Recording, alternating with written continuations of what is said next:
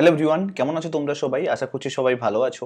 তো আমি আগের ভিডিওতে তোমাদের বলেছিলাম যে আমরা সিলেবাসের একটা অ্যানালাইসিস করব। কিভাবে সিলেবাসটাকে দেখবে তুমি এবং সিলেবাসের মধ্যে কিছু হিডেন টপিকস আছে সেগুলোকে খুঁজে বের করব এবং এক্সামের প্রসেসটা কেমনভাবে হয়, কিভাবে এক্সামটা তোমাকে দিতে হবে, কতগুলো এক্সাম তোমাকে দিতে হবে, এই সমস্ত জিনিসগুলো নিয়ে ডিসকাশন করব।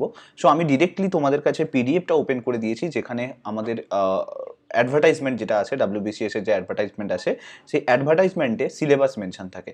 তো আমরা সেই সিলেবাসটাকে পুরোটা দেখব। তো ভিডিওটা শুরুতেই বলে দিই, যদি তোমাদের ভিডিওটা ভালো লাগে তাহলে মাস্ট লাইক করবে এবং কমেন্ট করে জানাবে যে কেমন লাগছে তোমাদের ভিডিওগুলো আর কোন কোন টপিকের উপরে তোমরা ভিডিও চাও। তো সেই অনুযায়ী আমি তোমাদেরকে ভিডিও দিতে স্টার্ট করব। নাও দেখো, প্রথমে তুমি যদি ভালো করে সিলেবাসটাকে দেখো, এইখানে সিলেবাসে তুমি একটা জিনিস দেখতে পাবে যে এখানে লেখাই রয়েছে the preliminary examination will consist of only one paper. অর্থাৎ এখানে একটাই মাত্র পেপার দিতে হয় এবং যেটা হয় 200 মার্কসের। লেখাই রয়েছে the paper will carry 200 marks and কত সময় লাগবে এখানে লেখা রয়েছে যে 2.5 ঘন্টা তুমি টাইম পাবে। অর্থাৎ 200 মার্কসের তোমার কাছে এক্সাম হয়, প্রিলিমিনারি এক্সামটা, যেখানে তোমাকে 2.5 ঘন্টা টাইম দেওয়া হয়। 2.5 ঘন্টার মধ্যে তোমাকে এক্সামটা কমপ্লিট করতে হয়। নাও এখানে তুমি যদি ভালো করে দেখো, এখানে তোমার টোটাল 8টা সাবজেক্টের কথা মেনশন রয়েছে। কী কী রয়েছে? ইংলিশ, যেখানে 25 মার্কস থাকবে। জেনারেল সায়েন্স 25 মার্কস থাকবে। কারেন্ট ইভেন্ট এবং ন্যাশনাল এবং ইন্টারন্যাশনাল ইম্পর্টেন্স, যেটাকে কারেন্ট অ্যাফেয়ার্স বলি, সেটা থাকবে 25 মার্কসের। এবং অলসো ইন্ডিয়ান হিস্ট্রি থাকবে তোমার কাছে 25 মার্কস। এবং দেখো, জিওগ্রাফি থাকবে 25 মার্কস। পলিটি ইকোনমি দুটো মিলে 25 মার্কস থাকবে। এবং ন্যাশনাল মুভমেন্ট INM, এটাও কিন্তু হিস্ট্রি পার্ট, এখানে পাবে 25 মার্কস। তাহলে তুমি দেখতেই পাচ্ছ এখান থেকেও হিস্ট্রি কোয়েশ্চেন আসছে, এইখানের থেকেও হিস্ট্রি, অর্থাৎ 50 নাম্বার তো মেনশনই রয়েছে হিস্ট্রি থেকেই আসবে। আর বাকি যতটুকু পার্ট এখানে রয়েছে জেনারেল মেন্টাল এবিলিটি। এখন প্রবলেম কোথায় হয়?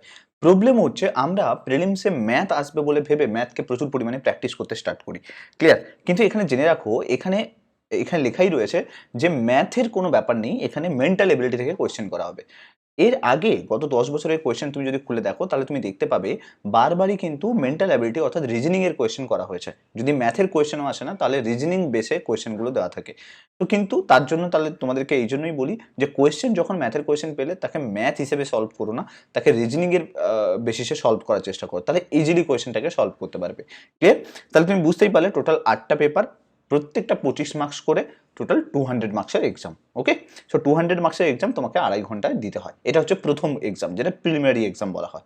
নাও এখন প্রবলেম কোথায় থাকে? প্রবলেম হচ্ছে বুঝতে পারে না কেউ যে এই প্রিলিমিনারি যে টপিকগুলো রয়েছে, দেখো ইন্ডিয়ান পলিটি পুরো বলে দিয়েছে, ইন্ডিয়ান ইকোনমি পুরো বলে দিয়েছে। নাও এখানে বোঝা যায় না যে কোন লেভেলের কোয়েশ্চেন আসবে, স্ট্যান্ডার্ড অফ কোয়েশ্চেন পেপার কেমন হবে।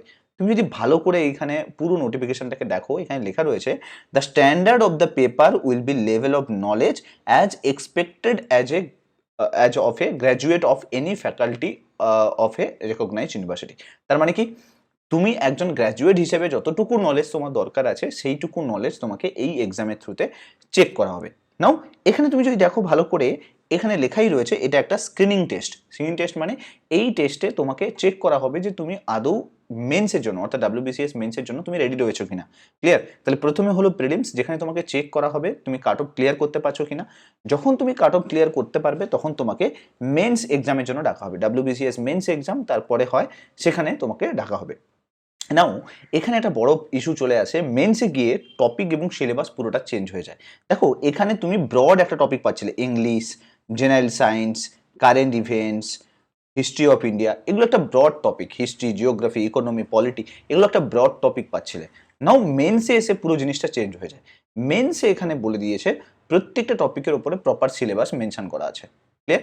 সো এখানে যখন তুমি কমপ্লিট করলে 200 মার্কসের মধ্যে, তোমার দেখা গেছে যারা 120-র ওপরে পায়, মোস্ট প্রবাবলি তারা কিন্তু বেশিরভাগ সময় কিন্তু এটা দেখা গেছে যে মোস্ট অফ দ্য টাইম তারা কিন্তু কাট অফ ক্লিয়ার করে নেয়। সো তোমাকে টার্গেট করতে হবে 120+ স্কোর করার জন্য, যাতে তুমি সেফ সাইডে থাকতে পারো। অনেক সময় কোয়েশ্চেন টাফ থাকলেও দেখা গেছে যে 105 থেকে 110-এর মধ্যে কাট অফ থাকে। তো চেষ্টা করো 120+ স্কোর নিয়ে আসার জন্য, যাতে প্রিলিমসে তোমার কোনো ভয় না থাকে। ক্লিয়ার? নাও আসি মেন্সের ব্যাপারে। মেন্সে তুমি যদি দেখো ভালো করে, মেন্সের যে লেখাটা রয়েছে, এখানে রয়েছে 6 কম্পালসারি পেপার। তাহলে 6টা কম্পালসারি পেপার এবং বলা আছে একটা অপশনাল সাবজেক্ট তোমাকে নিতে হবে। তাহলে 6টা কম্পালসারি পেপারের সঙ্গে সঙ্গে তোমাকে একটা অপশনাল সাবজেক্টও কিন্তু চুজ করতে হবে। ক্লিয়ার? লেখাই রয়েছে। এবং এই অপশনাল সাবজেক্ট বলা আছে দুটো পেপারস থাকবে, দুটো পেপারস অপশনাল সাবজেক্টের পার্ট 1 এবং পার্ট 2 থাকবে। এবং এখানে বলা আছে এই অপশনাল পেপার শুধুমাত্র গ্রুপ এ এবং বির জন্য যারা অ্যাপ্লাই করবে তারাই শুধুমাত্র অপশনাল পেপারটা দেবে। তাহলে এখন বোঝা যাচ্ছে যে এ বি সি ডি মিলে 4টে টোটাল ক্যাটাগরি রয়েছে, যার মধ্যে গ্রুপ এ বিতে অপশনাল তোমাকে দিতে হয়, সি ডির জন্য অপশনাল দিতে হয় না। ক্লিয়ার? আমি পরবর্তী ভিডিওতে তোমাদের সঙ্গে ডিসকাস করব যে আমাদের টোটাল কতগুলো সার্ভিস রয়েছে, কোনগুলো এ গ্রুপের সার্ভিস, কোনগুলো বি গ্রুপের সার্ভিস, কোনগুলো সি গ্রুপের সার্ভিস এবং কোনগুলো ডি গ্রুপের সার্ভিস। সো আজকে অ্যানালাইসিসটা ভালো করে দেখো। নাও বুঝতে পারলে তাহলে এ আর বি দুটো গ্রুপে যারা অ্যাপ্লাই করবে তারাই শুধুমাত্র অপশনালের এক্সাম দিতে হবে, সিডির জন্য কোনো অপশনাল দিতে হবে না। ক্লিয়ার? এবং বলা আছে প্রত্যেকটা অপশনাল পেপার 200 মার্কসের থাকবে, অর্থাৎ যে অপশনালগুলো তোমরা দেবে সেই অপশনালগুলো প্রত্যেকটা 200 মার্কস, মানে পার্ট 1 200 মার্কস এবং পার্ট 2 200 মার্কস, মানে 400 মার্কসের তোমার শুধুমাত্র অপশনালি থাকবে। আর বলা আছে প্রত্যেকটা কম্পালসারি পেপারও কিন্তু 200 মার্কসে থাকবে, অর্থাৎ এই যে 6টা কম্পালসারি পেপার দেখতে পাচ্ছ এই 6টা কম্পালসারি পেপার কিন্তু তোমাকে 200 মার্কসের করে দিতে হবে। তাহলে 6টা কম্পালসারি পেপার 200 মার্কস, তার মানে 1200 মার্কস হয়ে গেল। আর ওই দিক থেকে 400 মার্কসের তোমার হচ্ছে অপশনাল হয়ে গেল, তার মানে 1600 মার্কস তো এখানেই পেয়ে গেলাম। ক্লিয়ার? এই যে কম্পালসারি পেপারগুলো এগুলো কত ঘন্টার জন্য তুমি এক্সাম দেবে? 3 আওয়ার্সের ডিউরেশনে, অর্থাৎ প্রত্যেকটা এক্সাম প্রত্যেকটা কম্পালসারি পেপারস 3 ঘন্টা করে এক্সাম দিতে হবে। ক্লিয়ার? নাও এখন কোয়েশ্চেন আছে এই 6টা কম্পালসারি পেপার কি কি।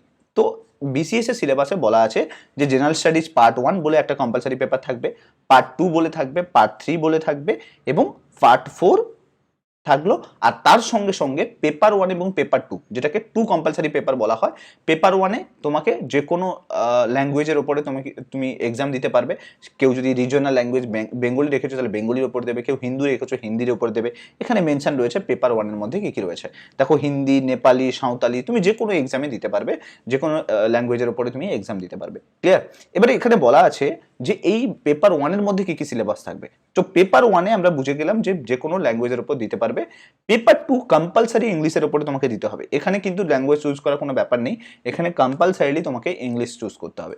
অর্থাৎ কারোর যদি ইংলিশকে রিজনাল ল্যাঙ্গুয়েজ হিসেবে ধরে রাখে তাহলে পেপার 1 এবং পেপার 2 দুটোই কিন্তু ইংলিশকে যদি তুমি ভালো থাকো তাহলে তুমি পেপার 2-তে ভালো স্কোর করে আসতে পারবে।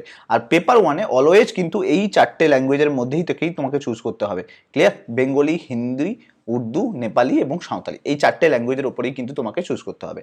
নাও এখন ভালো করে দেখো, এইবারে আমি তোমাদেরকে আসল রূপটা দেখাচ্ছি সিলেবাসের মধ্যে কোথায় ল্যাক আছে, আমরা সিলেবাসটাকে কেন পড়ি না, প্রবলেম কোথায় হয়। নাও তুমি যদি ভালো করে দেখো এখানে পেপার 1 আর পেপার 2-র মধ্যে এখানে লেখাই রয়েছে লেটার রাইটিং 150 ওয়ার্ডসের হতে হবে মাস্ট।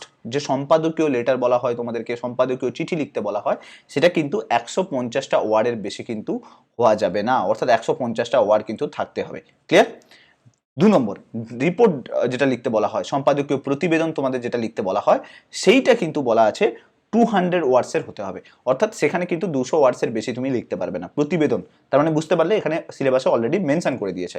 নাও এছাড়াও তোমাকে প্রেসি লিখতে হবে, কম্পোজিশন লিখতে হবে, ট্রান্সলেশন করতে হবে ইংলিশ থেকে বেঙ্গলি, এগুলো বলা আছে পেপার 1-এর মধ্যে। তাহলে পেপার 1-এর সিলেবাস অ্যাটলিস্ট তোমাদের কাছে জানা হয়ে গেল যে পেপার 1-এ কি কি জিজ্ঞেস করে।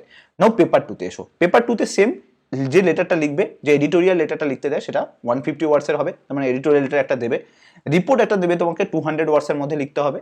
ওকে, দেন প্রেসি, কম্পোজিশন দিতে পারে অথবা ট্রান্সলেশন দিতে পারে। সো এইগুলোর মধ্যে তোমাকে পেপার 2 থেকে কোয়েশ্চেন আসবে, যেগুলো ইংলিশে আসবে। নাও ভালো করে দেখো পেপার 3, পেপার 4, পেপার 5, এইখানে তুমি যদি দেখো পেপার 3-তে বলা আছে যে Indian history with special emphasis to national movement.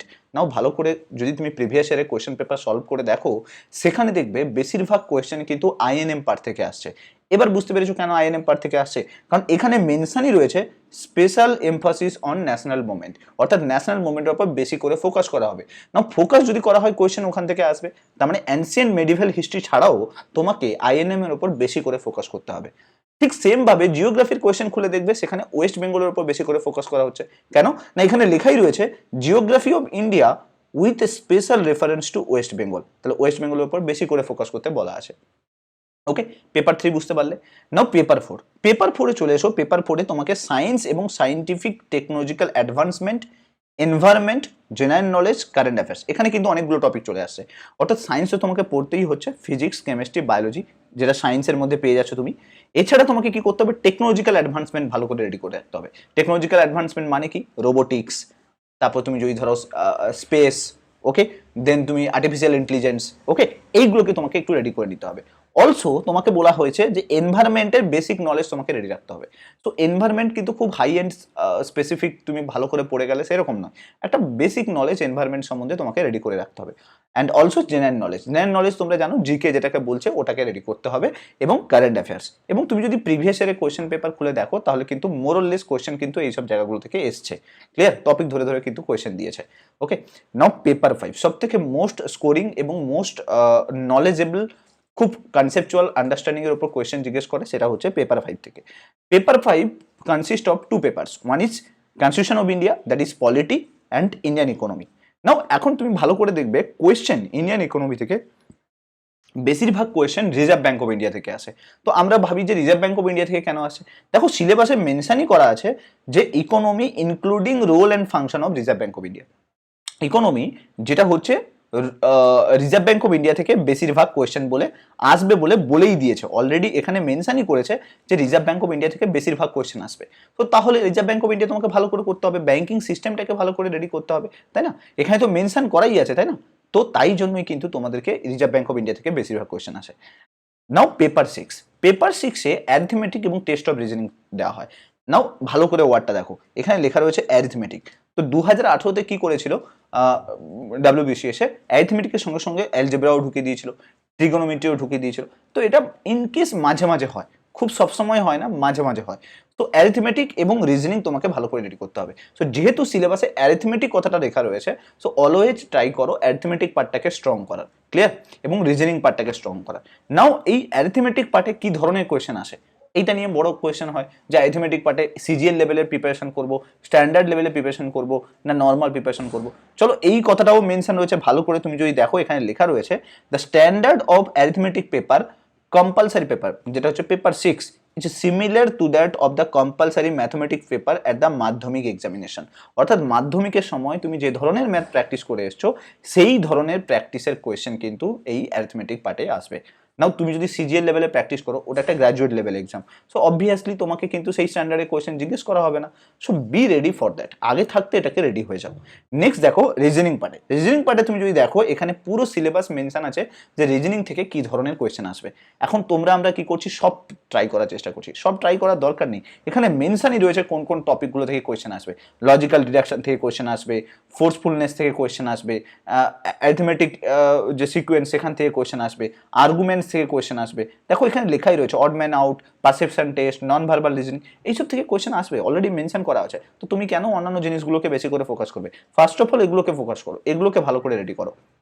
ওকে, নাও এটা বুঝতে পারলে। এবার দেখবে একটা মনে কোয়েশ্চেন আসে যে এনভায়রনমেন্ট থেকে কি কি পড়বো। দেখো এনভায়রনমেন্টের ক্ষেত্রে অলরেডি মেনশন করে দিয়েছে এনভায়রনমেন্টে কি পড়বে, coastal regulation zone, global warming, industrial and environment pollution, then ozone layer related issue, এগুলো তো মেনশন করে দিয়েছে, বায়োডাইভার্সিটি। তো এগুলোকে আমাদেরকে ফোকাস করতে হবে। এনভায়রনমেন্ট থেকে যদি কোয়েশ্চেন দেয় এই সব জায়গাগুলো থেকে কোয়েশ্চেন দেবে।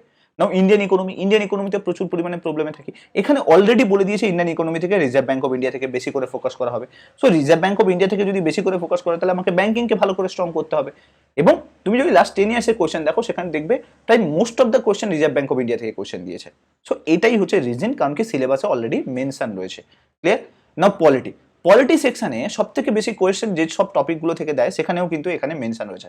তুমি দেখবে মোস্ট অফ দ্য কোয়েশ্চেন তোমাকে দেবে central finance commission, planning commission, তারপর তুমি যদি দেখো ইকোনমিতে এটা বললাম, প্ল্যানিং কমিশন, এছাড়া তুমি দেখবে প্রেসিডেন্ট রিলেটেড কোয়েশ্চেন আসছে পলিটির ক্ষেত্রে, দেন তুমি দেখবে পার্লামেন্ট থেকে কোয়েশ্চেন আসে। বিকজ অফ দ্যাট এখানে মেনশনই রয়েছে যে ইকোনমিতে আরবিআই থেকে কোয়েশ্চেন আসবে, তারপর মনিটারি পলিসি থেকে কোয়েশ্চেন আসবে, প্ল্যানিং কমিশন থেকে কোয়েশ্চেন আসবে, দেন স্টেট ফিনান্স কমিশন থেকে কোয়েশ্চেন আসবে, ফিসক্যাল পলিসি থেকে কোয়েশ্চেন আসবে। সো এগুলো অলরেডি মেনশনড তোমার সিলেবাসে। তো তুমি তার বাইরে গিয়ে যখন রেডি করছো তো অবভিয়াসলি তোমাকে একটু প্রবলেম ফেস করতে হচ্ছে। নাও ক্লিয়ার হয়েছে? তো এই জিনিসগুলোর উপরে রেডি করার চেষ্টা করো, আরো ভালোভাবে স্ট্রং করার চেষ্টা করো। যে টপিকগুলো সিলেবাসে মেনশন রয়েছে তুমি যদি সিলেবাসটা একটু ভালো করে রেডি করো তাহলে কিন্তু আই থিঙ্ক আমি বলবো যে সিলেবাসটা থেকে কিন্তু অনেক কিছু জিনিস কিন্তু জানতে পারবে। নাও এবার রইল হচ্ছে তোমার যে অপশনাল, বাকি এই 6টা কম্পালসারি পেপার পড়ে নিলে এবার আছে অপশনাল। সো অপশনালের ক্ষেত্রে এখানে অলরেডি অনেকগুলো অপশনাল মেনশন রয়েছে, তো তুমি এই অপশনালগুলোর মধ্যে যে কোনো অপশনাল চুজ করতে পারো, যে কোনো একটা অপশনাল চুজ করতে পারো। তো সেক্ষেত্রে আমি বলবো যে অপশনাল রিলেটেড আমি পরবর্তীকালে একটা ক্লাস বানাবো বা ভিডিও বানাবো, সেক্ষেত্রে আমি তোমাদের বলে দেবো অপশনালটাকে কীভাবে চুজ করবে। ক্লিয়ার? সো প্রথমে তো দেখেই নাও এই 6টা পেপার, কম্পালসারি পেপারগুলো নিয়ে, তারপরে একদিন অপশনাল নিয়ে ডিসকাস করবো। আই থিঙ্ক নতুন কিছু ইনসাইট পেলে এই টোটাল সিলেবাস থেকে পরবর্তীকালে তোমরা ওয়েবসাইটে গিয়ে, অথবা আমি তোমাদেরকে চেষ্টা করব এর পিডিএফটা, লিঙ্কটা তোমাদেরকে এই ভিডিওর নিচে প্রোভাইড করে দিতে, যেখান থেকে তুমি এই পিডিএফটা থেকে জিনিসগুলো জেনে নিতে পারবে।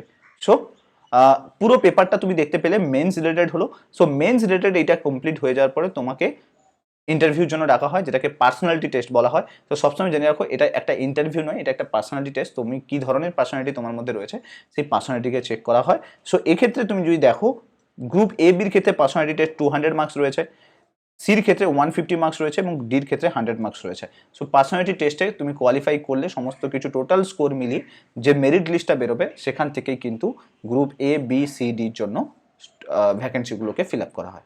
ওকে? সো আশা করছি নতুন কিছু জানতে পারলে, নতুন কিছু বুঝতে পারলে, এবং পরবর্তীকালে আমি মার্কস ডিভিশনগুলো নিয়ে পরবর্তীকালে ভিডিও করব, এবং সার্ভিস রিলেটেড যে ইস্যুগুলো আসে, সার্ভিস রিলেটেড কোন সার্ভিস পাবে, গ্রুপ এতে কোন সার্ভিস রয়েছে, গ্রুপ বিতে কোন সার্ভিস রয়েছে, এগুলো রিলেটেড একটা ভিডিও বানাবো। ওকে? থ্যাংক ইউ সো মাচ ভিডিওটা দেখার জন্য। ভিডিওটা লাইক করে থাকলে লাইক করে দাও, আর সাবস্ক্রাইব করে দাও ভিডিওটাকে, চ্যানেলটাকে, সরি। এবং যদি তোমরা নতুন হও তাহলে মাস্ট সাবস্ক্রাইব করে রাখো এবং কমেন্টে জানিও ভিডিওগুলো কেমন লাগছে। Thank you so much. Next video তোমার সঙ্গে দেখা হচ্ছে। টাটা।